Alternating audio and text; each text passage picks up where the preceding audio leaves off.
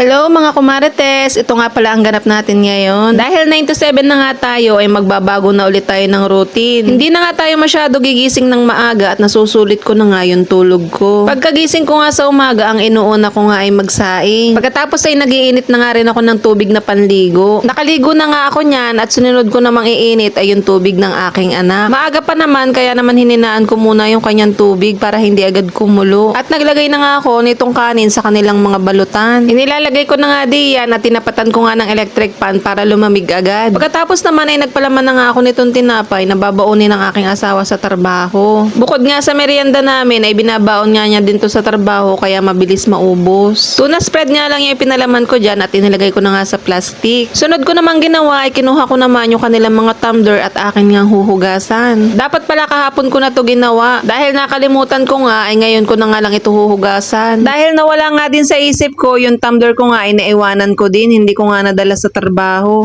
Buti na lang at meron akong isang extra na tumbler sa locker kaya yun muna yung ginamit ko. Ay nako mga kumarites, sa totoo lang araw-araw na ako nakakaramdam ng pagod. Mapa-working mom ka man o nasa bahay ka lang at nag-aalaga ng bata ay walang pinagkaiba. Pero syempre mga kumarites, mapapagod lang tayo pero bawal tayong sumuko. SSS, baka naman yung 60 years old nyo ay baka naman pwedeng gawin yung 40 years old. At pagka naka 40 years old na ako ay magpe-pension na tayo at tayo mag-resign na.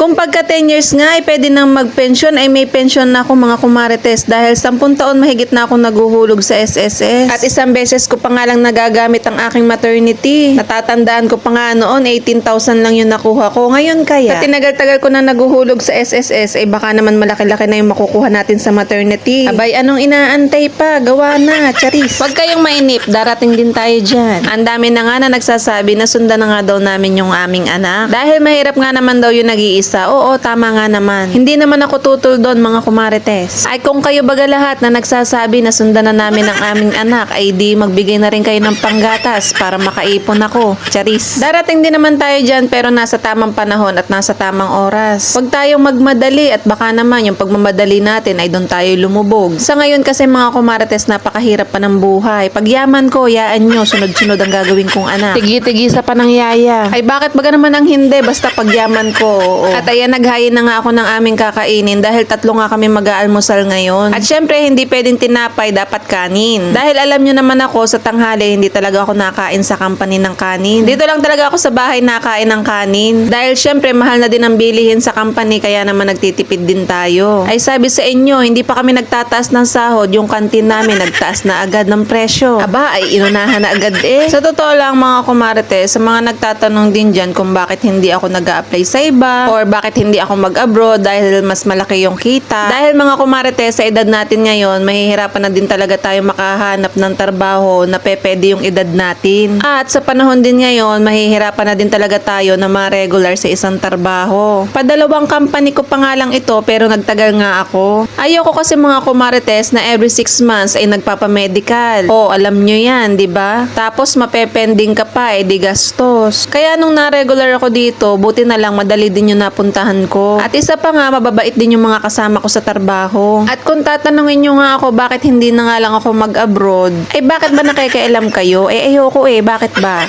Syempre, joke lang mga kumarites. Kaya naman din nga ayoko dahil nga syempre walang mag-aasikaso sa aking anak. Ayan din yung mga regrets ng mga taong nasa abroad. Pero syempre, kailangan ng pamilya, kaya kailangan din nilang umalis. Gustuhin man nila magtrabaho dito sa Pilipinas, yun nga lang ay hindi din talaga sasapat. Kaya kahit pwede naman tayo mag-abroad, ay pinipili ko pa din talaga dito sa atin. Para sa akin kasi ang katwiran ko, basta nakakakain kami ng 3 beses isang araw, okay na ako doon. Dahil hindi rin naman ako yung taong maluho. Gusto ko hanggat kaya, gusto ko magkakasama kami. Kaya salute talaga ako sa mga taong nagtatrabaho sa ibang bansa para sa pamilya. Dahil kinakaya nila na malayo sa kanilang pamilya kahit ayaw nila. Ay kung malaki ba naman ang sahod natin dito sa Pilipinas, ay bakit baga mag-abroad pa, diba? Yun nga lang ay talagang aaray ka sa mga bilihin. Ito nga sa atin ay hindi mo masusunod ang luho mo. Lulubog ka pa kamo sa utang. Pero syempre, normal na nga sa ating mga Pilipino yung may utang. Pero wag naman natin pamihasanin dahil dyan nga tayo lulubog. Kaya kung gusto nyo na medyo makaalwan-alwan man lang sa buhay, ay iwasan natin ang mag-uutang. Okay lang namang umutang, pero dapat meron tayong source of income na alam natin na may pagkukunan tayo ng pambayad.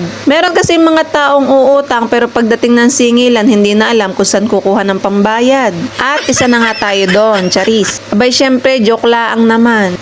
Ay yung 10 piso nga na utang ko ay hindi na nga ako makatulog. Ay yung pa kayang madami. Ay baka maging zombie na ako noon. Hindi kasi ako mga kumarites sanay na nagkakautang sa tao pero sa Shopee pwede. Kaya ang technique dyan mga kumarites, yung pauutangin nyo ay yung mga hindi makatulog pag may utang. Dahil ayan yung mga taong takot sa utang. Pero pag ang pinautang nyo nga ay yung taong mahimbing ang tulog kahit may utang, ay nako. Ay nako, maghanda na kayo ng kasulatan at sigurado sa barangay ang bagsak nyo. At ayan nga, tulala mode muna ang aking anak bago nga kumain. Sinabayan ko na nga siya sa pagkain at baka mamaya mauna pa nga akong matapos. Ay tunay ka naman mga kumarites, sa umaga hindi pwedeng hindi kami magigigilan mag-ina. Bukod sa ang hirap na ang gisingin ay ang kupad pa. At ayan nga, hindi ko na nga pinakita sa inyo at pinasabay ko na nga kay Mudra Kelsey yung aking anak. Hindi ko na nga inihatid at pinasabay ko na nga lang. Inantay ko nga lang matapos kumain itong aking darling at ako'y nagpahatid na dito sa may terminal. O siya mga kumarites, hanggang dito na nga laang muna. At nahihirapan man din ako mag-edit lalo na pag sobrang haba. Kaya ayan, dito ko na muna puputulin. See you po sa next mini vlog. Bye!